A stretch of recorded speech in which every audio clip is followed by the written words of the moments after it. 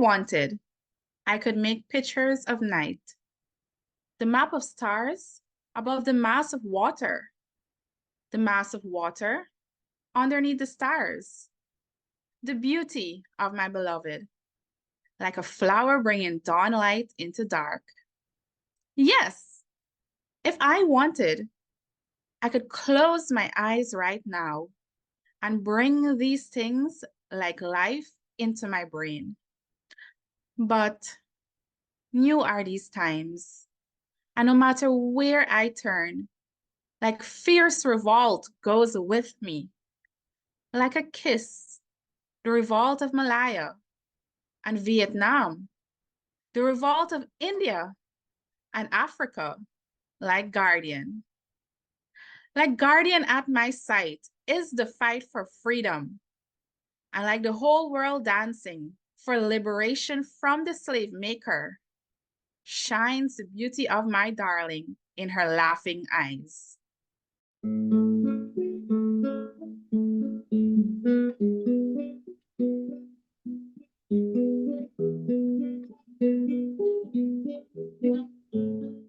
Looking at your hands.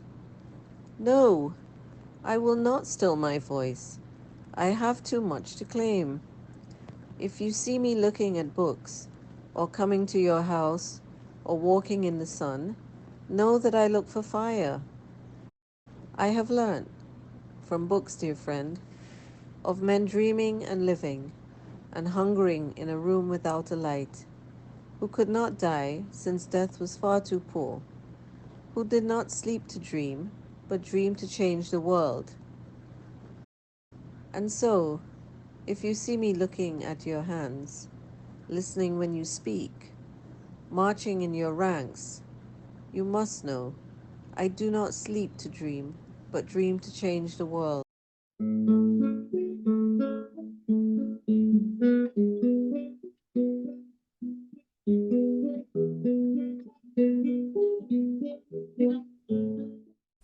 Tomorrow and the world. I am most happy. As I walk, the seller of streets says, "Friend," and the shoemaker with his awl and wax and thread reminds me of tomorrow and the world. Happy is it to shake your hand and to sing with you, my friend. Smoke rises from the furnace of life. Red, red, red the flame. Green grass and yellow flowers smell of mist. The sun's light everywhere, the light of the day. Everywhere the songs of life are floating like new ships on a new river. Sailing, sailing. Tomorrow and the world and the songs of life and all my friends. Ah, yes, tomorrow and the whole world, awake and full of good life.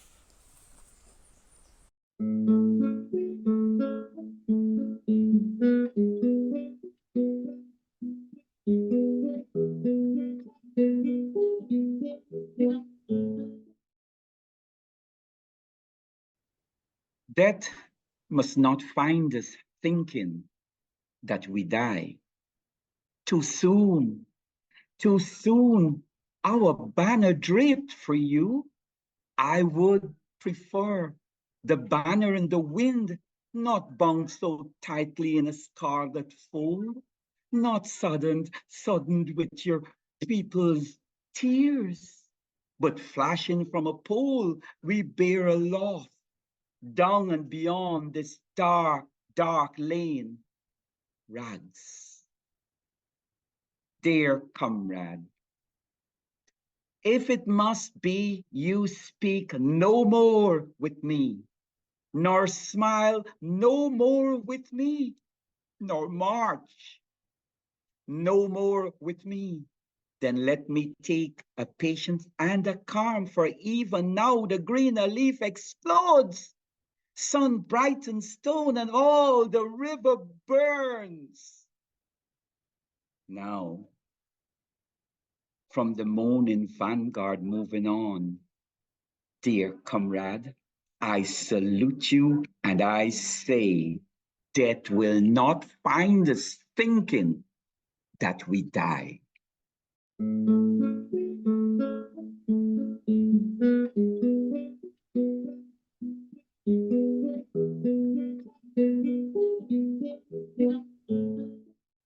University of Hunger.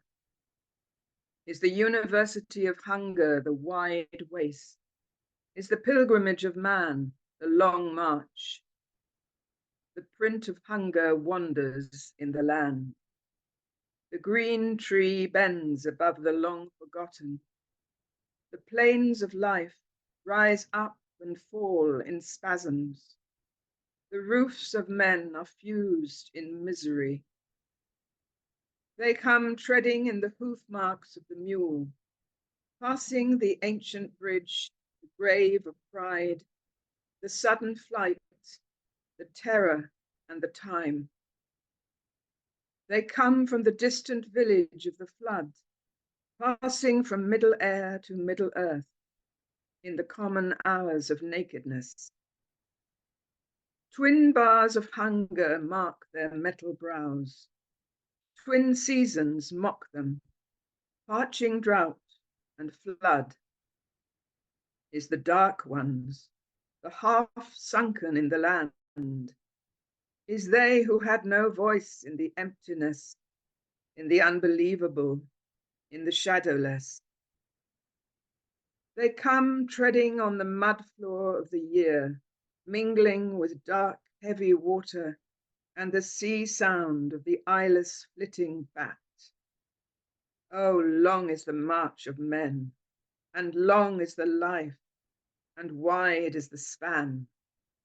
Is air dust and the long distance of memory?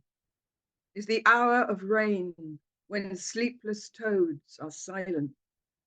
Is broken chimneys smokeless in the wind? Is brown trash huts and jagged mounds of iron? They come in long lines toward the broad city. Is the golden moon like a big coin in the sky? Is the floor of bone beneath the floor of flesh? Is the beak of sickness breaking on the stone? Oh, long is the march of men, and long is the life, and wide is the span. Oh, cold is the cruel wind blowing. Oh, cold is the hoe in the ground. They come like seabirds flapping in the wake of a boat. Is the torture of sunset in purple bandages? Is the powder of fire spread like dust in the twilight? Is the water melodies of white foam on wrinkled sand? The long streets of night move up and down, bearing the thighs of a woman and the cavern of generation. The beating drum returns and dies away. The bearded men fall down and go to sleep. The cocks of dawn stand up and crow like bugles. Is they who rose early in the morning, watching the moon die in the dawn? Is they who heard the shell blow and the iron clang? Is they who had no voice in the emptiness, in the unbelievable, in the shadowless? Oh, long is the march of men, and long is the life, and wide is the span.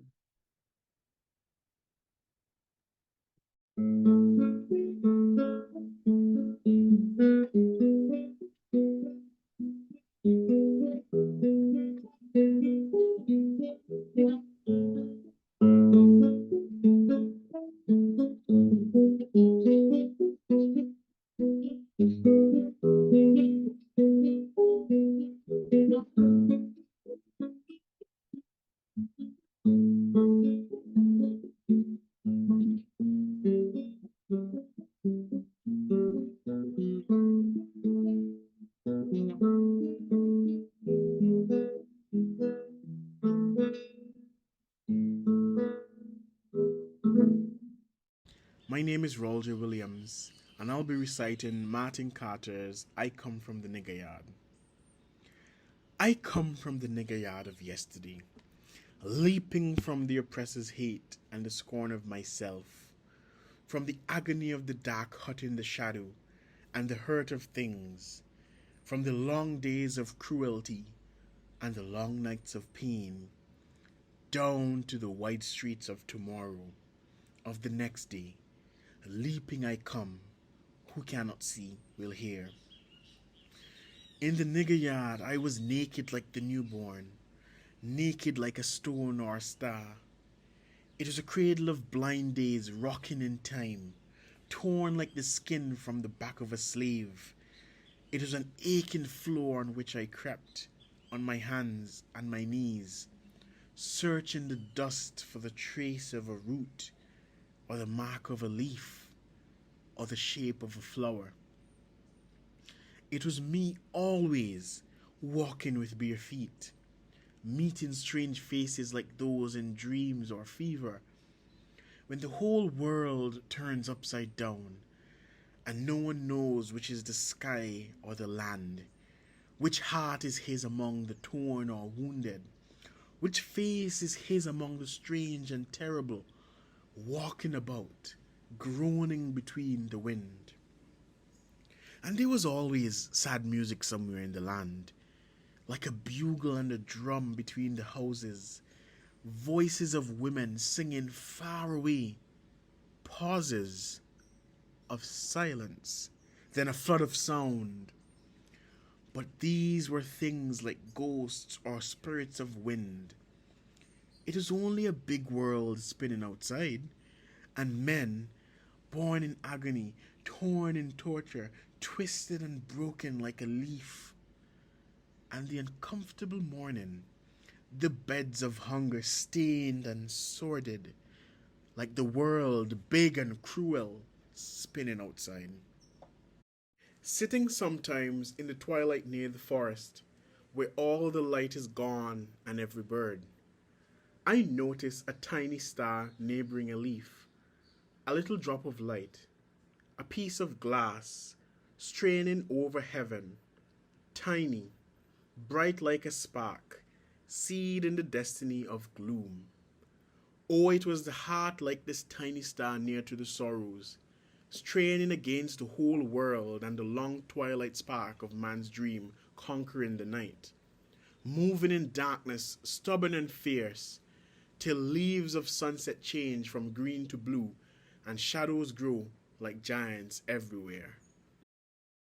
So was I born again, stubborn and fierce, screaming in a slum? It was a city and a coffin space for home, a river running, prisons, hospitals, men drunk and dying, judges full of scorn, priests and parsons fooling gods with words, and me, like a dog tangled in rags, spotted with sores, powdered with dust, screaming with hunger, angry with life and men.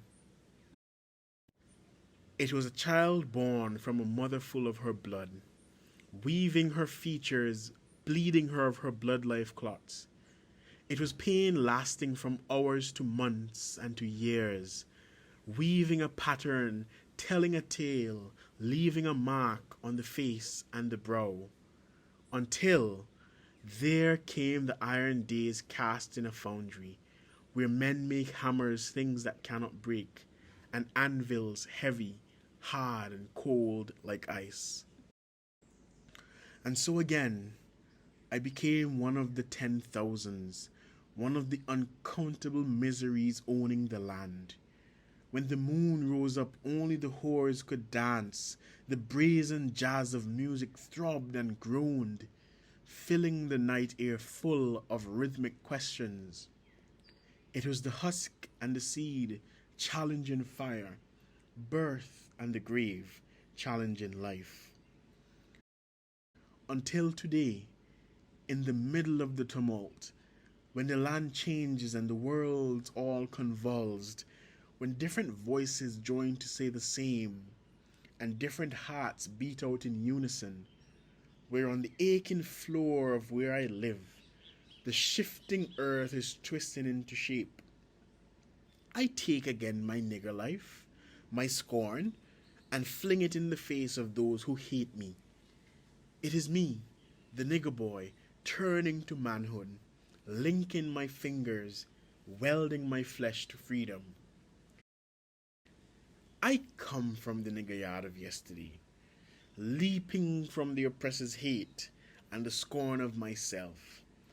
I come to the world with scars upon my soul, wounds on my body, fury in my hands. I turn to the histories of men and the lives of the peoples. I examine the shower of sparks, the wealth of the dreams.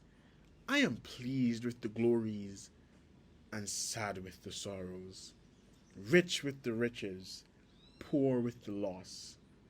From the nigger yard of yesterday, I come with my burden. To the world of tomorrow, I turn with my strength.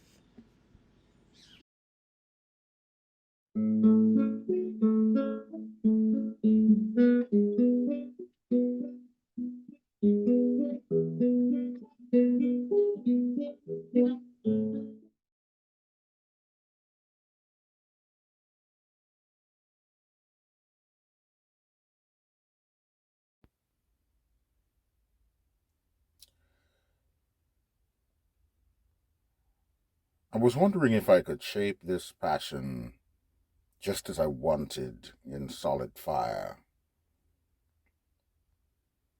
I was wondering if the strange combustion of my days, the tension of the world inside of me, and the strength of my heart were enough.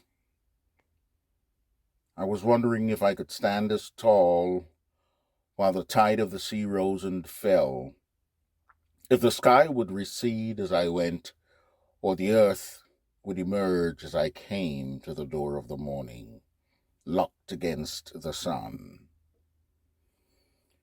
I was wondering if I could make myself nothing but fire, pure and incorruptible.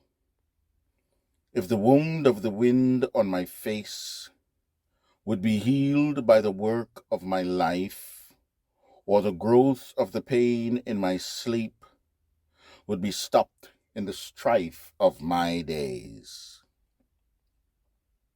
I was wondering if the agony of years could be traced to the seed of an hour, if the roots that spread out in the swamp ran too deep for the issuing flower. I was wondering if I could find myself all that I am in all I could be, if all the population of stars would be less than the things I could utter, and the challenge of space in my soul be filled by the shape I become.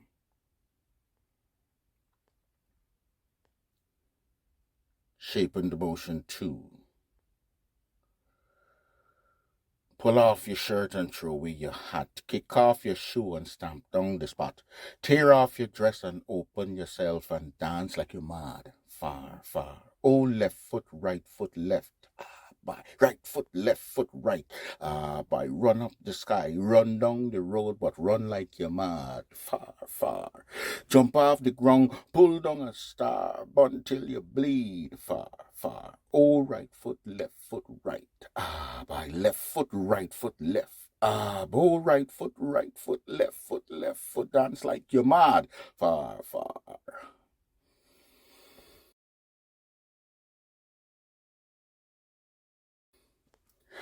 I walked slowly in the wind, watching myself in things I did not make, in jumping shadows and in limping cripples, dust on the earth and houses tight with sickness, deep constant pain, the dream without the sleep.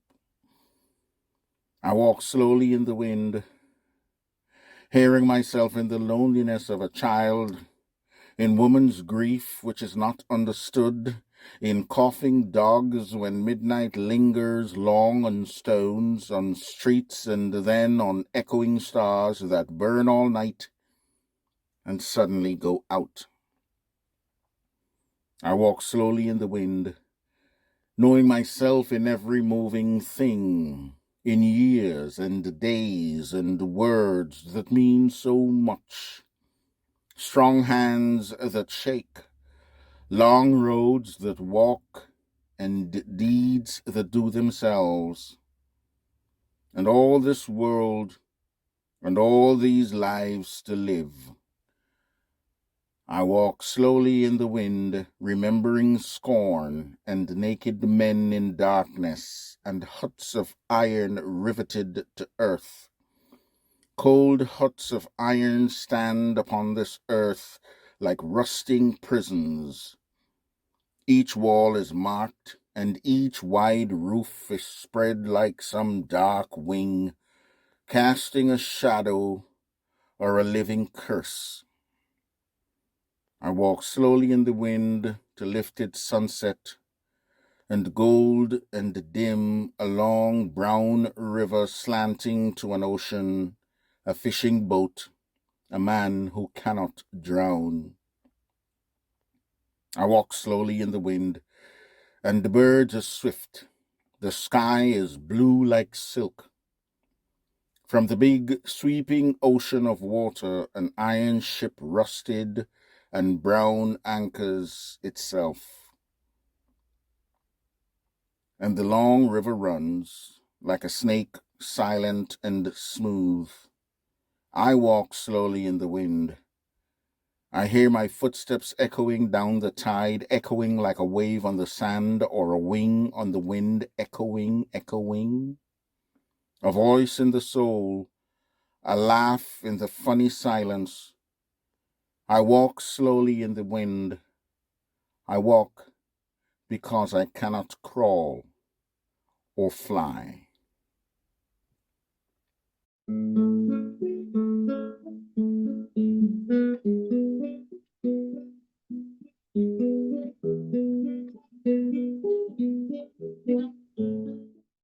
Words. These poet words, nuggets out of corruption, or jewels dug from dung, or speech from flesh still bloody red, still half afraid to plunge in the ceaseless waters, foaming over death. These poet words, nuggets no jeweler sells across the counter of the world's confusion, but far and near, internal or external, burning the agony of earth's complaint. These poet words have secrets locked in them, like nuggets laden with the younger sun. Who will unlock must first himself be locked. Who will be locked must first himself unlock.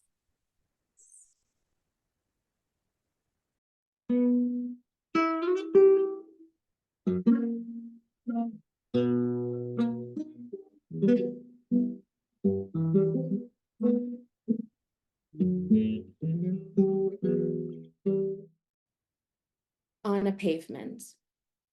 I did not know the pavements of cities were so willing to be soiled. Thus, when I met you, the least I could do was take the lighted cigarette from my mouth and place it gently between your mind-torn lips. And if in doing so, I passed on my madness, then let the pavement pay the toll. Let those minds, which are as the minds of concrete posts, blinking out red for stop, amber for slow, green for go, go mad too and gain a blessed unconsciousness. Because I am convinced that death is of little help. Only imagine what it is to be destined to become a tadpole swimming in some original form of obscenity, since the forces of nature had no choice but to divide us.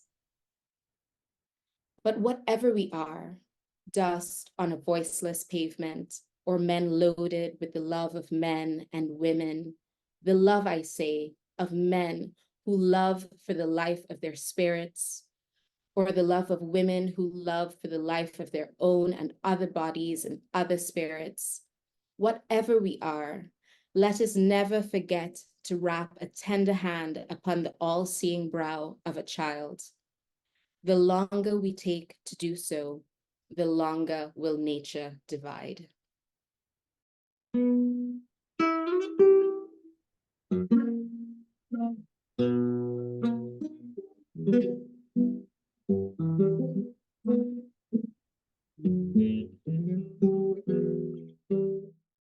No Easy Thing by Martin Carter. I must repeat that which I have declared, even to hide it from your urgent heart. No easy thing is it to speak of love, nor to be silent when it all consumes. You do not know how everywhere I go, you go with me, clasped in my memory. One night, I dreamed we walked beside the sea and tasted freedom underneath the moon. Do not be late, needed and wanted love. What's withheld blights both love itself and us, as well as blame your hair for blowing wind, as me for breathing, living, loving you.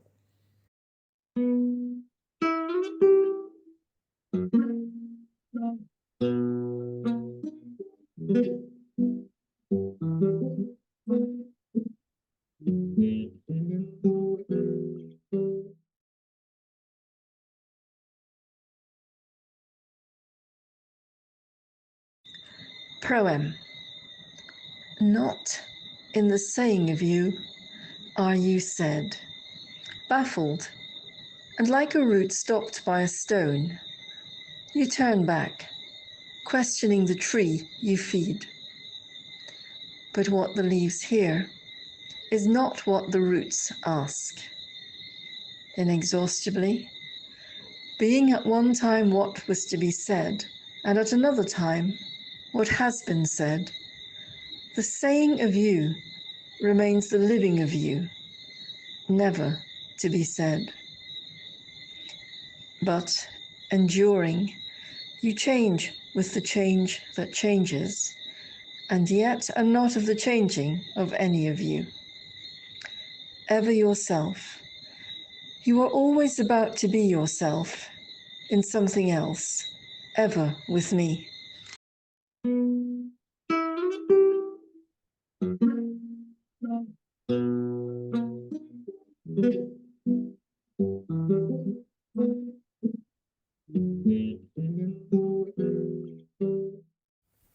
Being Always by Martin Carter. Being always to arrange myself in the world and the world in myself, I try to do both. How both are done is difficult. Why? I have to ask, do I have to arrange anything when everything is already arranged by love's and death's inscrutable laws, mortal judiciary, time's dollhouse of replaceable heads, arms, and legs?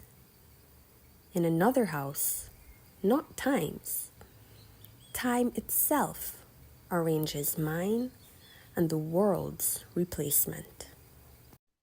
A